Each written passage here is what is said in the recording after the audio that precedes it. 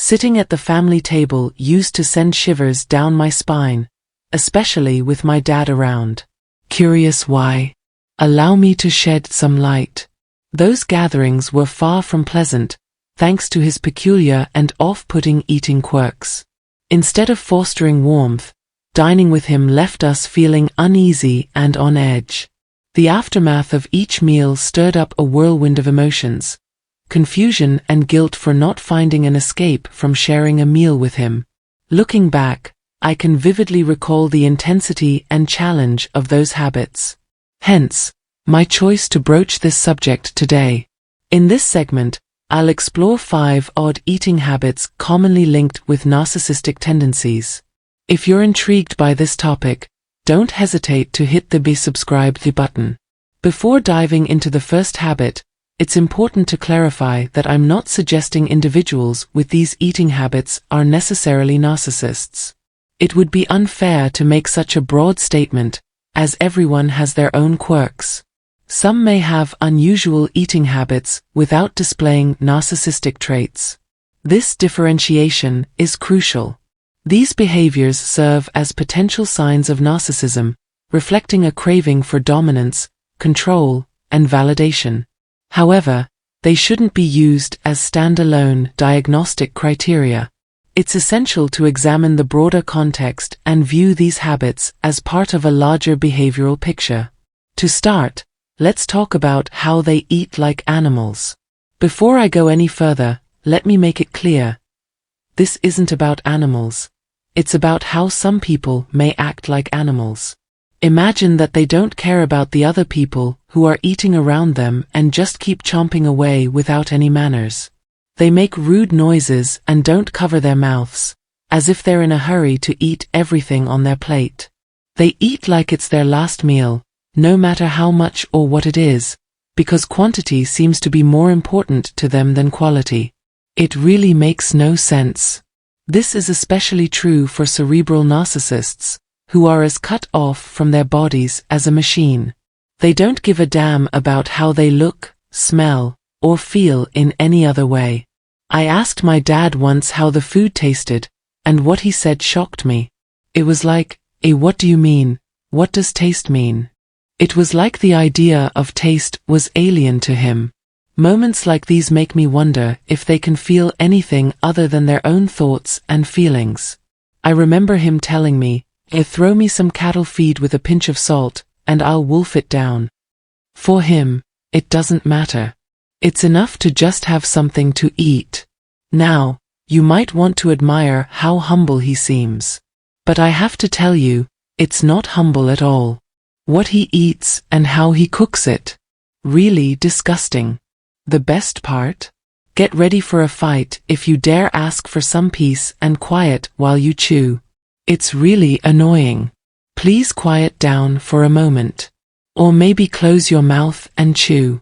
But for them, it's not just a request. It's an attack on who they are. If you say that their eating habits aren't perfect, they'll get angry, and they won't take any criticism. It seems like they don't know what proper table manners are. They take away your right to eat in peace, even though they know they're making you uncomfortable. It's not unfair to expect some common sense, but they have no idea what that means. They care only about their own ego, and if you question their behavior, you must be doing something wrong. They'll brush off your worries by saying, "You're so sensitive these days," as if your pain isn't important. Second, let's talk about delergasms, which are something that some narcissists do. You did hear that right. Deorism is when delusion and orgasm come together. Let me explain further.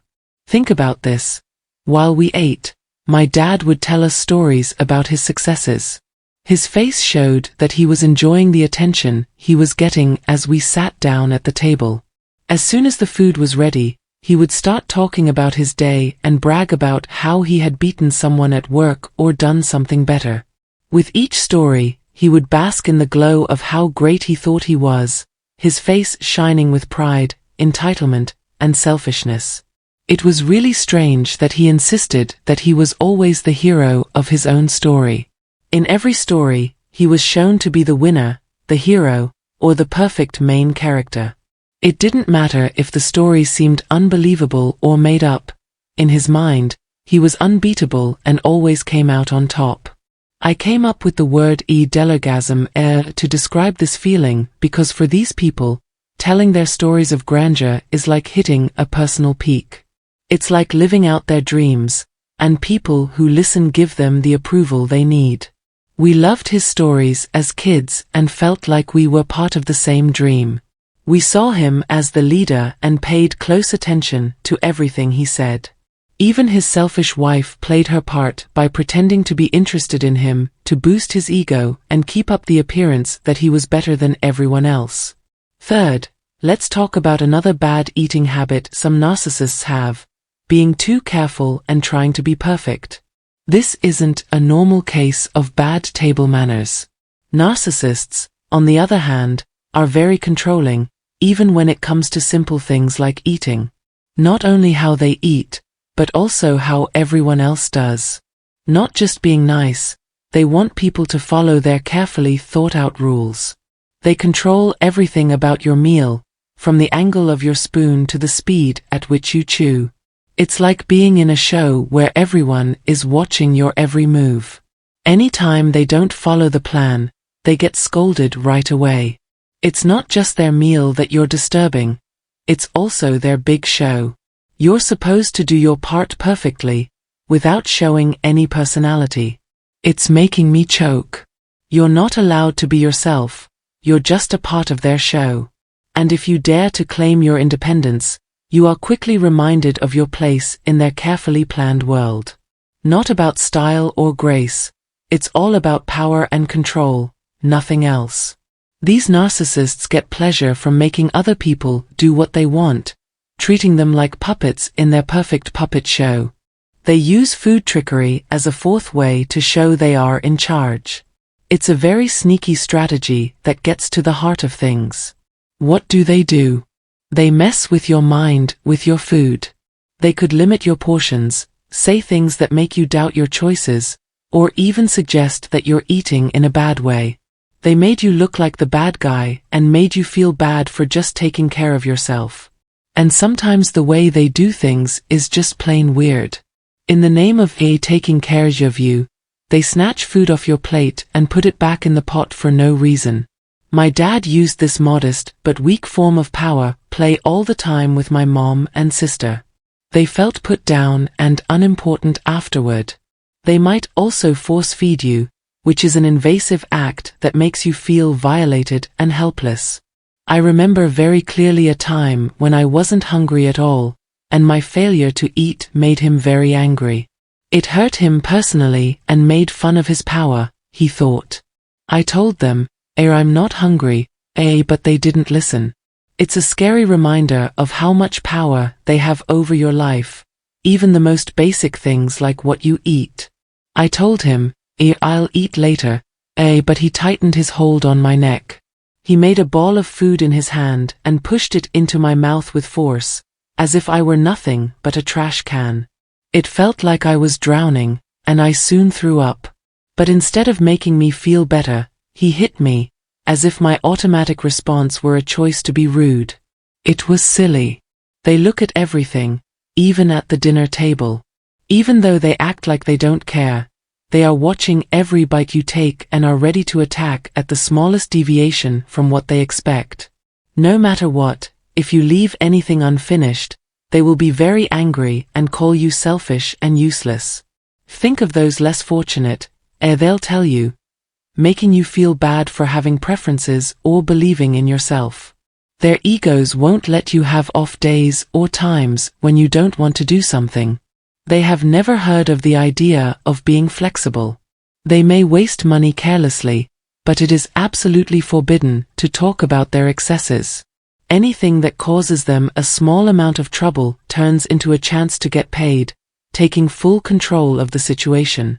The fifth place on the list is like being forced to take part in a cult-like eating experience.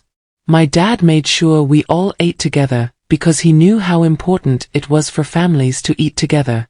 It's said to bring the group together and make them feel safe. In fact, though, It was a place where manipulation could grow. My dad could keep the group under control and show who was in charge by making sure everyone ate at the same time. It was a form of war against the mind.